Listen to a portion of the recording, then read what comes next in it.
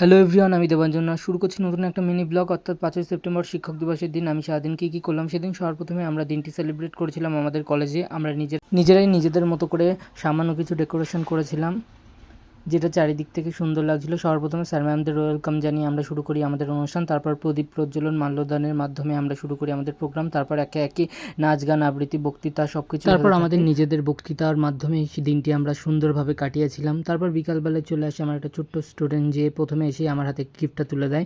তারপর ওর সঙ্গে কিছুটা সময় কাটিয়ে চলে আসে আমার অন্য একটা স্টুডেন্ট। ওরা দেখি নিজেদের মতো করে অনেক সুন্দর করে সাজিয়েছিল, যেটা আমি কখনো ভাবতে পারিনি যে ওরা এত সুন্দর ডেকোরেশন করবে, যেটা দেখে আমি ওরা গিফটটা দেবে বলে পুরো ব্যস্ত হয়ে যায়।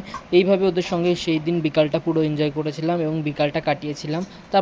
তারপর আমি চলে যাই আমার দাদার কোচিং সেন্টারে। সেখানে গিয়ে অনেক সুন্দর সুন্দর প্রোগ্রাম দেখি শুরু হয়ে গেছে।